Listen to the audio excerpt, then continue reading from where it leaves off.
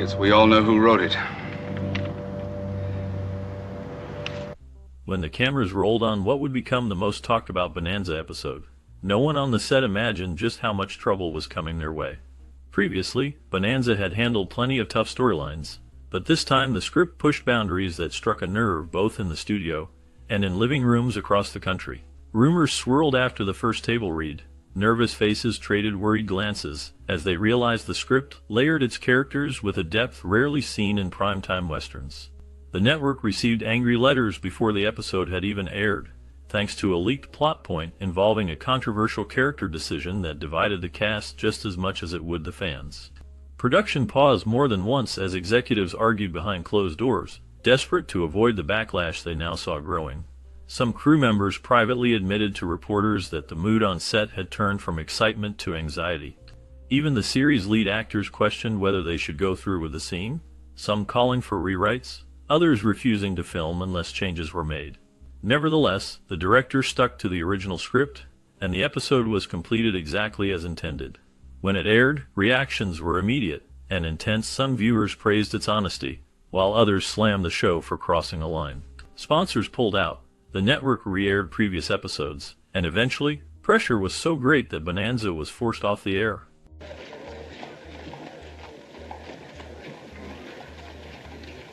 Because David Dortort believed 30-minute shows could never fully capture the depth needed for Ben Cartwright's story, he pushed hard for hour-long episodes.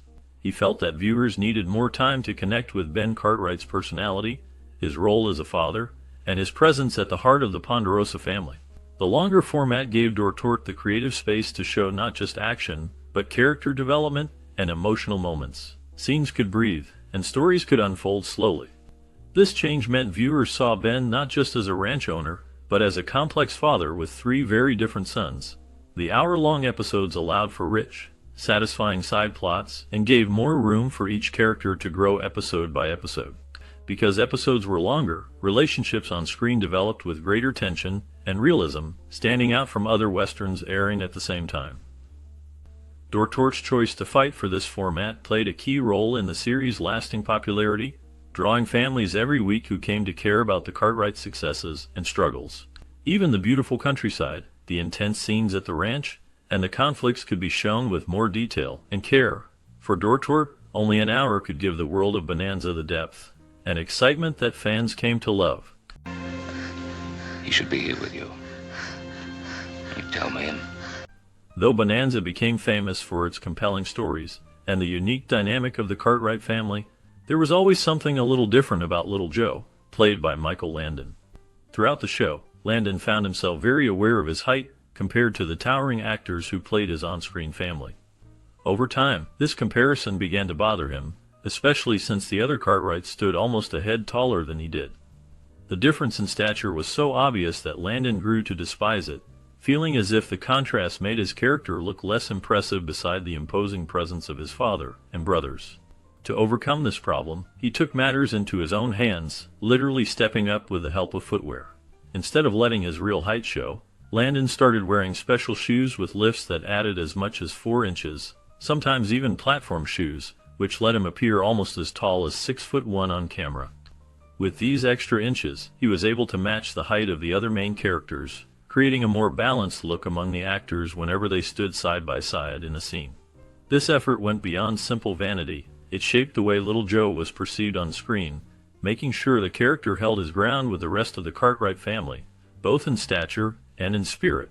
Landon's determination to appear taller became an open secret on set, and the change was noticeable to viewers who paid attention to his posture and footwear as the show went on. Endless hours of filming meant that these lifts and platforms became a regular part of Landon's routine, yet it was never spoken about openly in publicity for the show. By maintaining this illusion, Michael Landon crafted the image of Little Joe, not just as the spirited youngest son, but also as one who could stand literally eye to eye with his family, despite what genetics may have dictated. This subtle yet significant detail informed the chemistry on screen, and contributed to the lasting appeal of Bonanza, while also revealing a more human side of its star, shaped by his own insecurities and resourcefulness, even as millions tuned in. Week after week. Hey, why is he so hard to get to? He's got his reasons. Throughout the run of the 1959 television series Bonanza, careful watchers would notice something curious about the Cartwright family and their companions. No matter the season or the setting, the characters always wore the exact same outfits in every episode.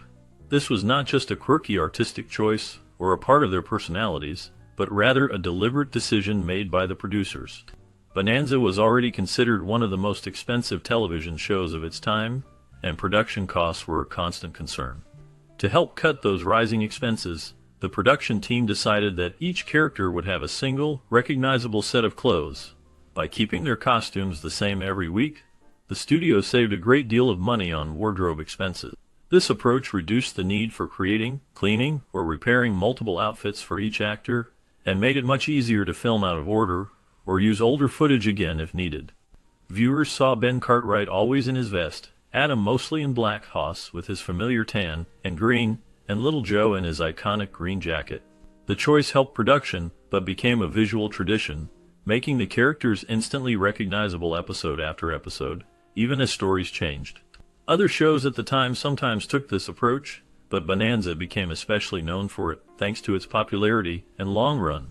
This decision reflected the economic pressures of television production during that era, and highlighted how studios balanced storytelling ambitions with budget constraints, all while giving their audience a steady, familiar image of the Cartwright family. Thank you.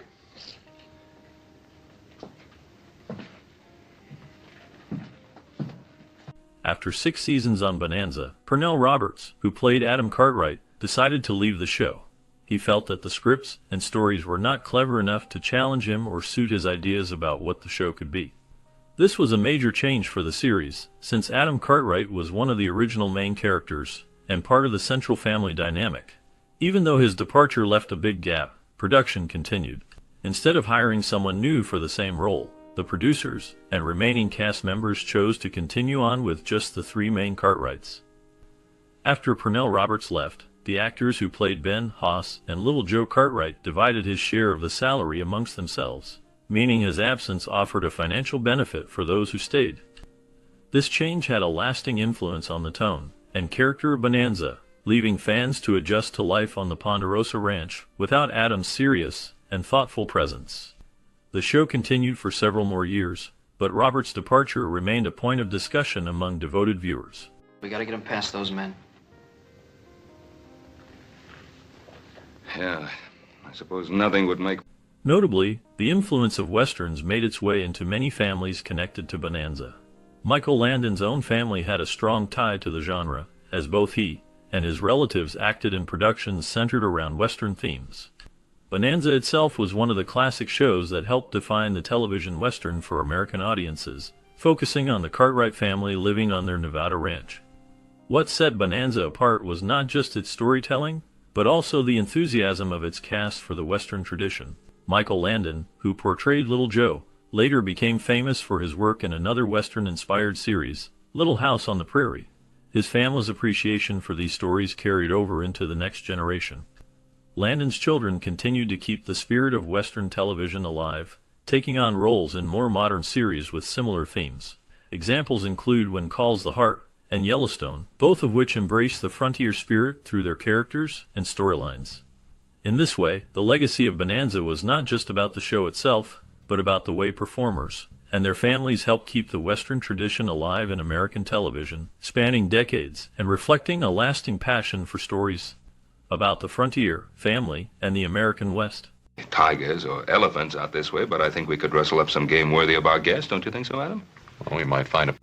Later in his life, Victor Sen Young became widely recognized not only for his acting in Bonanza as Hop Sing, but also for having excellent culinary skills that extended beyond the television screen.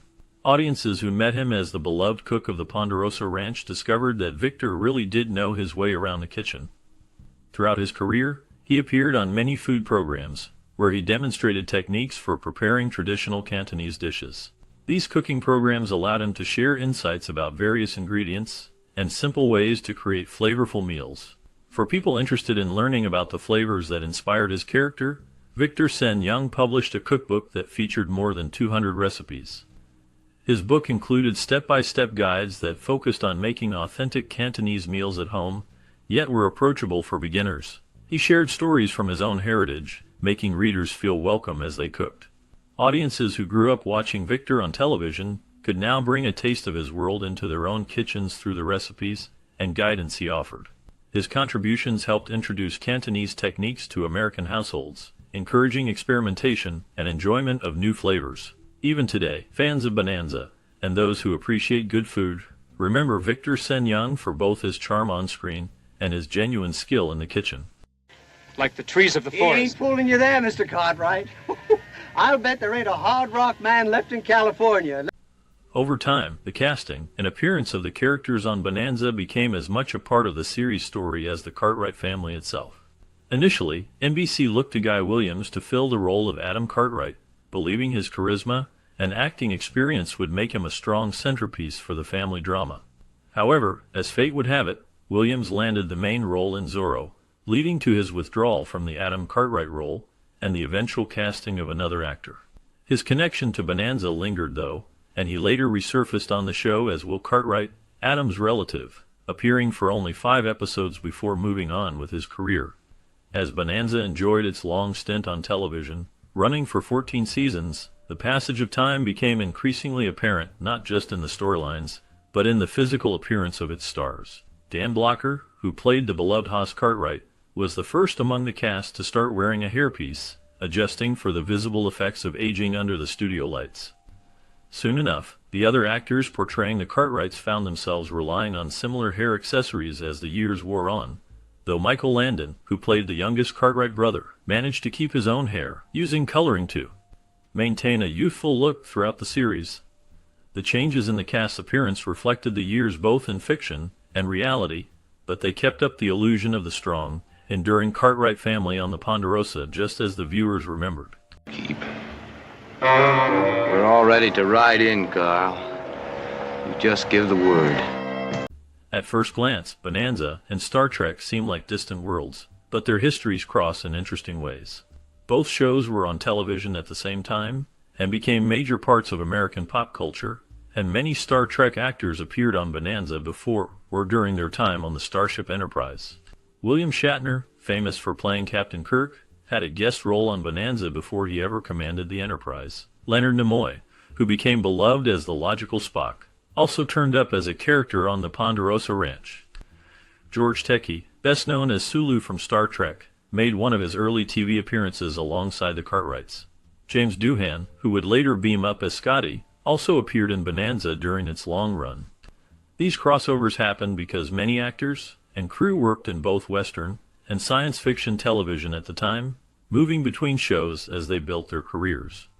During a contract dispute with Leonard Nimoy, producers of Star Trek even considered bringing in David Canary, who played Candy Canaday on Bonanza, as a replacement for Spock. The shared use of talented actors made the television world feel smaller, as fans watching Bonanza could spot familiar faces who would later boldly go into the universe of Star Trek. This mixing of actors not only connected the shows for longtime viewers, but also gave both series the solid performances that made them stand out from many other programs of the era. You're very brave. However, when reflecting on Michael Landon's role in the 1959 television series Bonanza, his attention to detail stands out above most other actors of the era. Known for his meticulous nature on set, Landon was rarely satisfied with simply getting a scene done. If something did not feel just right to him, he would often request a reshoot, striving for the level of perfection that he believed the show deserved. This drive saw him gradually take on more responsibility behind the scenes as well, stepping up not just as an actor, but as a writer and director for several episodes. His commitment extended beyond creative vision to the practical details of every episode. Landon was not afraid of standing up to network executives if he felt changes were necessary to keep the series moving in the right direction. This willingness to confront those in charge showed how deeply he cared for the integrity of the show. He poured his energy into Bonanza, making sure that every aspect, from acting to storytelling and directorial style, met his high standards. Cast and crew alike knew Landon's work ethic and respect for his craft. As a result, the show was shaped by his dedication, from small moments on screen to bigger decisions behind closed doors. Even when faced with disagreement, he remained persistent, believing that the success of Bonanza depended on such focus and steady hands guiding its creative vision. What happened to him? He got himself killed fighting over a few acres. Throughout his time on Bonanza, Dan Blocker showed a level of toughness that matched the character he played, Hoss Cartwright. Off the set, his reputation for strength and endurance spread among the cast and crew, and stories from filming helped reinforce the image. On one occasion during a demanding shoot, his horse suddenly threw him off, and he hit the ground hard. The impact was so violent that his collarbone fractured immediately. Anyone else might have stopped the filming and called for help, but Blocker had a different response that surprised everyone around him. Despite the obvious pain, he calmly set his own bone right there on the location. Refusing to let it interrupt the day, he got back into position and went right on acting, finishing the entire scene with determination. Only after making sure the work was done did he finally agree to receive medical help. His refusal to quit, even under such difficult circumstances, became a legendary story among fans and colleagues, giving people another reason to admire how much he put into his work, and how closely he lived up to the rough and ready nature of the characters he brought to life. Almost killed. Oh, now ain't that too bad? And to such a nice fella, too. Surprisingly, two of the biggest music legends of the 20th century, Elvis Presley and Johnny Cash, were big fans of the 1959 TV series Bonanza. Both men enjoyed the drama, adventure, and family stories set on the Ponderosa Ranch, but their appreciation went beyond simply watching the show. Johnny Cash, for instance, was so captivated by the Bonanza theme that he recorded his own version, putting his famous voice and style to the well-known tune. This move by Cash inspired other musicians to try their hands at the Bonanza theme as well, creating a trend among performers eager to capture a bit of the show's Western spirit through music. Even though Elvis loved Bonanza, he never recorded the theme, yet his admiration for the series was well known among his friends and fans. People often talked about how he would make time to catch episodes despite his busy schedule, and how he admired the actors and storytelling that made Bonanza a household name. The idea that two icons like Elvis and Johnny Cash were part of Bonanza's vast audience shows how the show connected with people across different backgrounds and musical tastes, making it part of American culture in more ways than one. He was catching chickens. What's all the fuss about anyway? Chicken for dinner, it ain't Sunday. Well, Adam's bringing his gal home. Originally, when Bonanza was broadcast on television, it quickly became one of the most popular and recognizable shows in America. In 1972, after the end of the original run, the series was re-aired, but with a notable twist. It was called Ponderosa, named after the Cartwright family's ranch. This new name was likely chosen to breathe fresh energy into the reruns, and also to evoke the show's iconic Western setting, which so many fans loved. However, that change only lasted until the series was canceled in syndication. Afterwards, the reruns shifted back to their original and familiar title Bonanza, returning to the branding that audiences were attached to. Decades later, the name Ponderosa was reused for a new purpose. In 2001, a short-lived prequel series debuted using that title, offering viewers a glimpse into the early days of the Cartwright family and their life before the events of the classic show. This prequel only stayed on the air until 2002, reflecting a much briefer impact than the long-running original. Even so, the use and reuse of both names in television history shows just how important both Bonanza and Ponderosa are to American pop culture, and how they continue to spark memories of the Wild West adventure and family drama that entertained so many viewers for years. Oh, we'll get him our way. After the popularity of Bonanza on television, the show inspired not just fans, but the creation of two well-known steakhouse restaurant chains. Dan Blocker, who played Hoss Cartwright on the show, opened the first Bonanza Steakhouse in 1963, hoping to capture the Western spirit and charm that Bonanza fans had come to love. Just 2 years later, in 1965, another Western-themed steakhouse emerged called Ponderosa Steakhouse, rightfully named after the Cartwright family's vast ranch on the series. Both restaurants featured family-friendly menus focused on steaks and hearty meals that evoke the rustic feel of the American West, a nod to the themes and settings seen in the show. Over time, these restaurants became popular gathering spots for families, travelers, and anyone who wanted a taste of the Western lifestyle portrayed on television. The idea was not just about food, but about bringing the camaraderie and adventure of the Cartwright's world into everyday life. Eventually, Bonanza Steakhouse and Ponderosa Steakhouse came together under the management of the Metro Media Restaurant Group. The merger combined the strengths and loyal followings of both companies, allowing them to share traditions, menu selections, and brand recognition rooted in the legacy of the show. Even after many years, these steakhouses continued to serve guests with generous portions and settings that reminded people of the open range, timbered decor, and hospitality seen on Bonanza, blending a piece of television history with the dining experience for fans and families alike. Let's buy us another judge. Annie, I was only trying to help. will you stop trying to help before you... At first, Bonanza did not seem like a successful show. It had trouble finding its audience during its early episodes, and some people thought it might end soon. Despite this, Bonanza had something very special. It was among the first shows on television to be broadcast in color instead of black and white, something very rare at the time. This was no accident. NBC's parent company, RCA, wanted to help convince more people to purchase the new color television sets they were manufacturing, because Bonanza's beautiful landscapes and lively scenes could truly show off what color TVs could do. RCA and NBC put a lot of support behind the show, hoping it would boost color television sales. However, the show still struggled until a key change happened.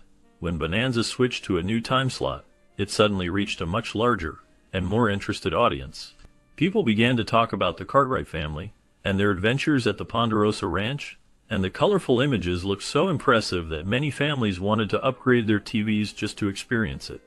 The connection between Bonanza and color TV sales became very clear as more households bought color sets to see the vivid scenes of the Western series every week, directly supporting RCA's goals. Mr. Cartwright? Mrs. Van Cleet? Kyle. As we leave the dusty trails of the Ponderosa behind, there's more to the story than the closing credits suggest. If you ever wondered what became of the Cartwrights and the gifted actors who brought them to life, you're not alone. In the next part, we move beyond the iconic ranch and into the real journeys of Bonanza's unforgettable stars. Discover how their lives unfolded after the cameras stopped rolling, including surprising turns, career reinventions, and stories that never made it to the screen. Was fame a blessing or a curse for these actors? Did their friendships last after the last scene? Some found success far beyond Bonanza, while others disappeared from the spotlight, showing a side to Hollywood that's rarely seen. This exclusive bonus segment pulls back the curtain, giving you a close-up look at each cast member's fate. Get ready for revelations, tales of triumph and loss, and a few unexpected twists as we revisit the people behind Bonanza's legendary family.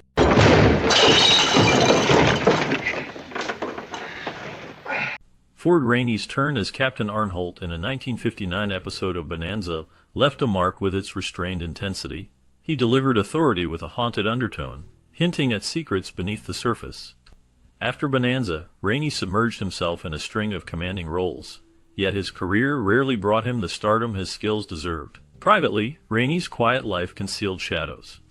In the late 1960s, rumors swirled about difficult relationships on set, particularly during the filming of The Sand Pebbles, where he clashed with key cast members and vanished from production for days, fueling speculation about drinking and mounting personal debts. Legal trouble followed years later, as a poorly timed investment in a failed theater company left him bankrupt. For months, he disappeared from public view.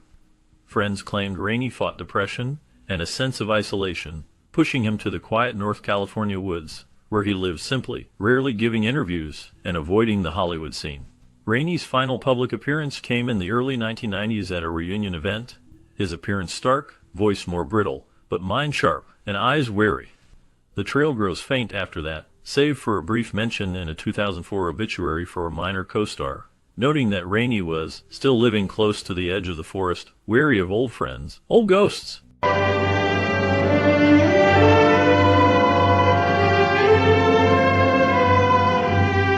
Tim Matheson slipped into Bonanza's world as Griff King, a young ex-convict hired on the Ponderosa. Griff's quiet defiance and hard eyes brought a darkness to the ranch, his presence riddled with mistrust both in the show and on its set. After Bonanza, Matheson's own life carried traces of his on-screen tension. He pursued Hollywood's shimmer, finding and losing roles in a business famous for tossing young actors aside. His marriage to Jennifer Leake ended in silent acrimony. The 80s delivered sharper turns, accusations of substance abuse, public spats with directors, and a messy bankruptcy filing. Long after Bonanza, Matheson's desperate push for a comeback found him on the fringes of television and voice acting, most memorably as the sardonic voice of Johnny Quest. Off-screen, relationships struggled under unresolved conflicts, and rumors trailed his every move. In recent years, Matheson appeared healthy but wary, rarely taking interviews and living far from the spectacle. The past, with all its faded lights and bitter lessons, seemed to follow every step. $1 in his jeans. No, he didn't. You paid him his wages and whiskey, you did. Pernell Roberts played Adam Cartwright in Bonanza, striking a distinct figure beside his on-screen family. Under the surface, Roberts was restless, questioning the scripts and bristling at television's formulaic demands. He stunned fans by leaving the show in 1965, rejecting the steady fame most actors craved. After breaking his contract, Roberts found Hollywood's doors closing fast, marked by frustration and typecasting. He wandered through guest roles, while his sharp opinions kept him at the fringes, insisting on integrity even as it isolated him. The spotlight faded, and his personal life grew turbulent. 4 divorces, whispers of confrontation on set, and the loss of his only son in 1989 cast shadows he could never shake. He resurfaced in the 80s, gaining unexpected acclaim with Trapper John M.D., but fame came without solace. Pernell Roberts died in 2010 after battling pancreatic cancer, having lived much of his life in a kind of exile, admired, challenged, and ultimately unresolved.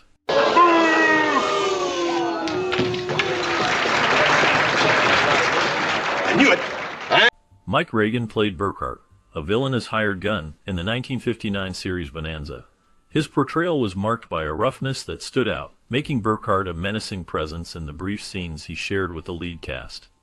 After Bonanza, Reagan's career took a slow turn, with roles dwindling to background characters and uncredited appearances. Off-screen, things unraveled. In 1964, reports surfaced of his involvement in a heated bar fight in Los Angeles, with whispers tying him to a gambling debt gone wrong. Friends remember a man struggling with alcoholism, and his marriage to fellow actor Joan Chandler ended bitterly in 1966 after allegations of infidelity and financial troubles. Attempts at a comeback in the early 70s failed, and he was last seen working odd jobs in Nevada. By the late 70s, Reagan disappeared from public view altogether. No official record of his death exists. Rumors persist. Some say he started over under a different name. His fate remains uncertain.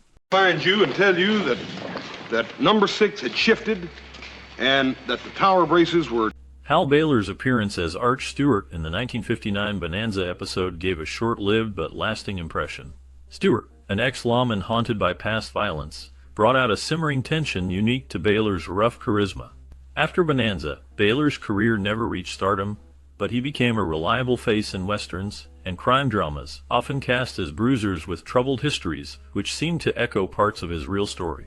Baylor, born Hal Fiberling, came from a broken home. He boxed professionally before acting, sustaining injuries that left him prone to mood swings and depression. Personal troubles followed his small-time Hollywood fame: 2 public divorces, mounting gambling debts, and a 1964 bar brawl that ended in a short jail sentence.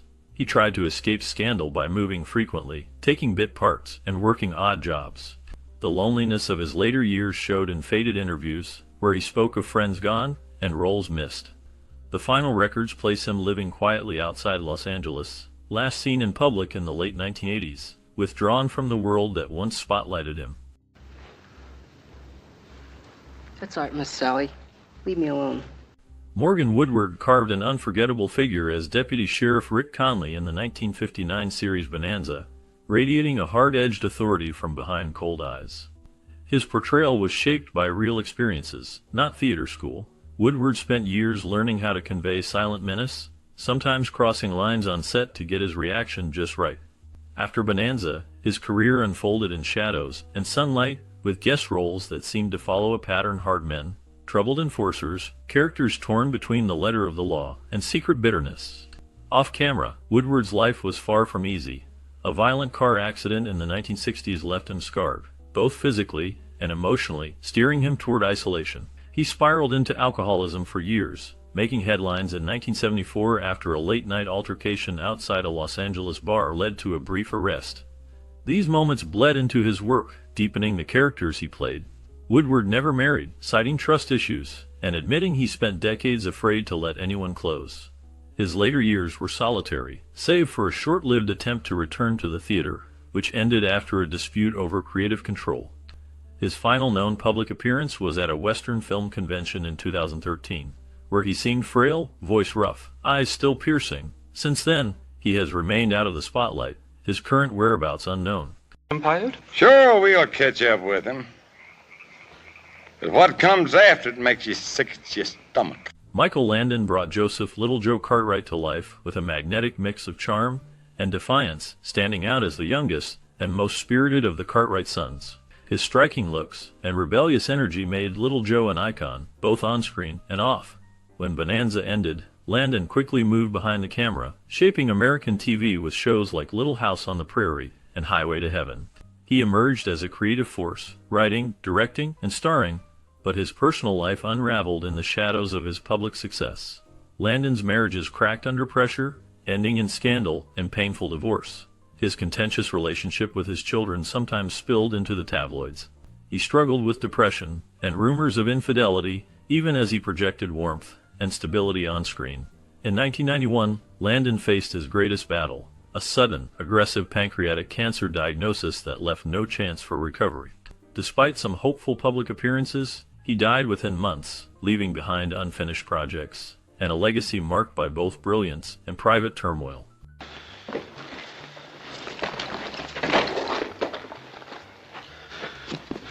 Victor Sen Young gave the Bonanza household its soul through Hop Sing, the Cartwright's cook. Hop Sing was more than comic relief. He managed the kitchen with precision and became a symbol of quiet dignity at a time when Asian characters were often written as caricatures. Young's real life stood in sharp contrast to TV cheerfulness. After Bonanza ended, offers slowed, and he was often typecast, forced back into smaller, uncredited roles. He survived a terrifying plane hijacking in 1972, a true-life ordeal that left lasting scars. The years that followed saw Victor pushing against Hollywood's limits, creating a mail-order business for clayware, and giving Chinese cooking demonstrations to make ends meet. There were shadows over his personal life, most notably the discovery of his body in 1980, the official cause of death accidental carbon monoxide poisoning, though whispers of foul play and isolation linger. In the end, Victor Sen Young's story is as much about struggle and survival as any role he played. His final days remain etched in uneasy silence. Might not be a bad investment. Little Joe, maybe I want to ride in with you, huh? Denver Pyle only played Sheriff Ed in a single 1959 episode of Bonanza, but his weathered face and calm authority left a mark. The role tapped into the steady gravity he brought to lawmen, fitting a long career of such characters. Afterward, Pyle became part of America's cultural fabric as Uncle Jesse in The Dukes of Hazzard, but his story never followed a simple path. Off-screen, his life grew more guarded after the loss of his first wife, Marilee Carpenter, in 1982. Her sudden death pushed him into a period of deep isolation. In the late 70s, Pyle fought accusations of tax evasion, rumors that trailed him even though he was never charged. His later years saw a sharp contrast. He built a fortune in oil investments, quietly amassing wealth, while his on-screen persona stayed humble and poor. Pyle was rarely seen at Hollywood events, earning him a reputation as a recluse. At the end, ravaged by lung cancer, he died just before his 78th birthday in Burbank, California. His funeral was private, attended by only a handful of close friends and family. His wealth was left to charitable foundations, with little public fanfare, sealing the last chapter in a life marked by secrets, sorrow, and silent victories. Are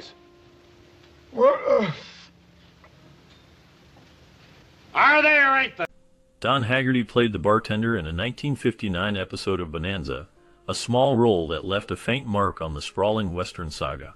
But behind the counter, Haggerty carried a certain darkness, having often found himself cast as tough guys and lawmen, his rugged face well suited to characters living on the fringes. Off-camera, his real life took a rough turn after the cameras stopped rolling. Haggerty, who had served as a police officer before his acting days, struggled with alcoholism through the 60s, and his battles would often spill over into public. One infamous night in 1966 saw him arrested for disorderly conduct at a Hollywood bar. He fought through divorce and alienation from his only son after years of absence. There were whispers of failed business deals, money lost to shady partners. By the end of the 70s, Haggerty slipped away from major television and film, retreating into quiet rental homes far from the public eye, his last screen credit in 1981. No public interviews or notable sightings surfaced after his withdrawal, and his later years remained largely undocumented, his story tapering off into silence. Where did you say you were from, Mr. Kyle? I don't believe I did say. But I'm from Kansas, and that's...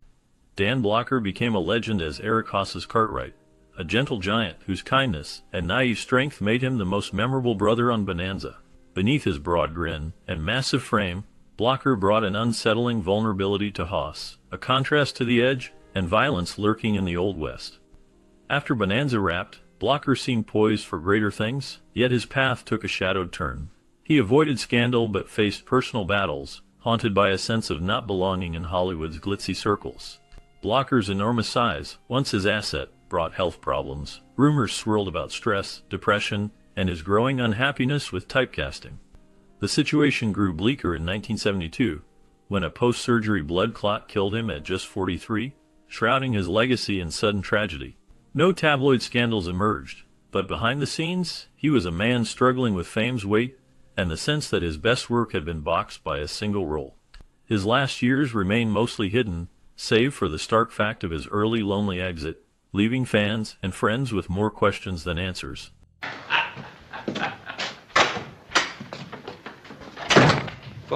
Gregory Walcott's turn as Captain John Fenner in 1959 brought a hard-angled authority to Bonanza, his performance etched with an intensity that shadowed the series well after his brief arc ended. Walcott was not typical of television's heroic mold. He became known for a simmering tension just below the surface, often rumored to be drawn from his own troubled past. After television, Walcott's path was far from smooth.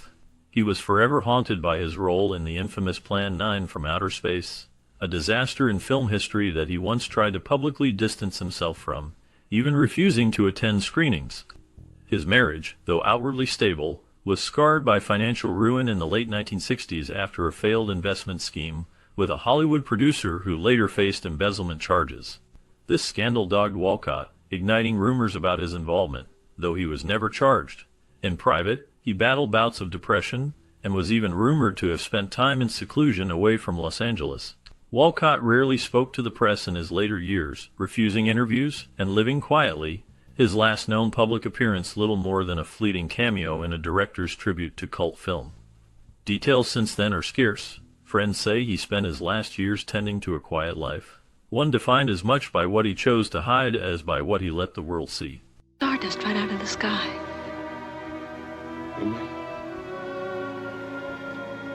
Dabbs Greer's brief but memorable turn as Doc Tasker Duncat in 1959's Bonanza left a darker impression than many supporting roles of its era. His performance was lean but chilling, lending the Doctor an undercurrent of secrecy threaded with sadness, standing out in a landscape crowded by archetypes. After Bonanza, Greer's career remained prolific yet strangely understated. He faded into dozens of small-town preacher, store owner, or doctor roles, always a familiar face, but rarely a headline. Despite a steady career, Greer's personal life was marked by isolation. An intensely private man, he never married, his relationships shadowed by rumors and half-whispered tales of romantic loss and estrangement from family. In 1964, neighbors in Sherman Oaks reported wild fights and late-night shouts behind closed curtains, fueling speculation about his alcohol use and mental health struggles. When a troubled actress identified only as Maggie L. brought his name into a much-publicized Los Angeles court case in 1971, the press pounced, but Greer slipped from view, steadfast in his refusal to comment. He retreated further, limiting his life to the work, rarely making public appearances. In his later years, Greer's roles acquired a haunted quality, reflecting perhaps the loneliness he could not escape in real life. His last television credits were in the early 2000s, notably in 6 Feet Under, echoing the shadowy themes that followed him for decades. His whereabouts during the final phase of his life remain mostly undocumented, save a handful of interviews from fellow actors describing a quiet man surrounded by his books in a house cluttered by souvenirs of another era. Greer's legacy is layered with somber mystery. His story ends, as it often unfolded, in silence and shadows. I'm looking for a couple of friends of mine. I thought they might have come in here. 2 cowboys. Sonny. Lorne Greene's portrayal of Ben Cartwright in Bonanza became the backbone of his fame.